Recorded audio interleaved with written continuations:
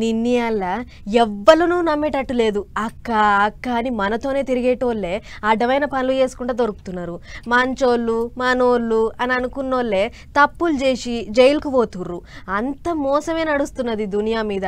పాకిస్తాన్ వాళ్ళతోని లింకులు పెట్టుకొని మన గుట్టు మొత్తం వాళ్ళకు చెప్పిందని జ్యోతి అనేటామెను అరెస్ట్ చేసిర్రు కదా.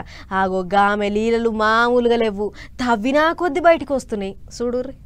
ఊరూరు తిరుగుకుంటా తీయగ పుల్లగా మాట్లాడుకుంటా బాటెంట పోయేటోళ్లకు ఆయి బాయి చెప్పుకుంటా అబ్బో యూట్యూబ్లో మస్తు అల్చల్ చేసేది జ్యోతి. మీదికేంచి హీరోయిన్ లెక్క బట్టలు వేసుకొని తిరుగుకుంటా వీడియోలు పెట్టేటాలకు లక్షల మంది చూసేటోళ్ళు.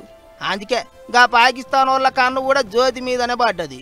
గీ జ్యోతి అయితేనే బతి వెలిగిస్తుంది అన్నట్టు మరిగా ఏమేం మాటలు చెప్పి మాతరిచ్చిండ్రో ఆఖరికి ఆగం పట్టించిండ్రు.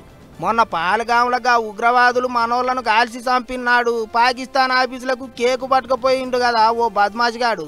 ఆగో వాడే డానిష్ అట.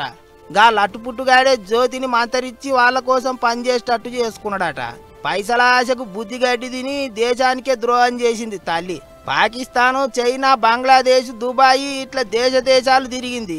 ఎటు పోతాంది ఏం చేస్తాందనే ముచ్చట ఇంట్లోకి తెలియకుండా చేసిందట. పాకిస్తాన్ వాళ్ళకు ఏం చెప్పింది ఏం కథ అనేది ఎన్ఐఏ వాళ్ళు మొత్తం బయట గుంజుతున్నారట. ఒక్క జ్యోతే కాదు పాడవాట్ల పనులు చేస్తున్న ఇంకో 11 మందిని కూడా దొరకబట్టిండ్రు. ఇక ఇటు మన దిక్కు విజయనగరంలో ఒకడు పట్నంలో ఒకటి దొరికిండు కదా, ఇద్దరు నప్పతట్లోళ్ళు. వాళ్ళ కథ కూడా చిన్నగా లేదు. బాంబులు తయారు చేసి మొత్తం హైదరాబాద్ పబ్లిక్ను ఆగం పట్టిద్దామని చూసిండ్రట. అట్లా చేయాలి ఇట్లా చేయాలి అని ఇంకో 2-3తోని సోషల్ మీడియాలో మాట ముచ్చట్లు చేసేటోళ్ళట. ఇప్పుడు గా వ్యవహారం అంతా బయటికి తీస్తుండ్రు ఆఫీసర్లు. అన్నీ అవగాని ఇన్నొద్దులు ఏదో ఓ పని చేసుకుంటా అందరి మధ్యలో తిరిగిన వాళ్ళే ఇప్పుడు పాకిస్తాన్ వాళ్ళకు చుట్టాలని తెలుసుడుతోని అబ్బర కొడుకో అని పరిశాన్ అవుతుండ్రట ఇన్నొద్దులు వాళ్ళతో తిరిగిన పబ్లిక్.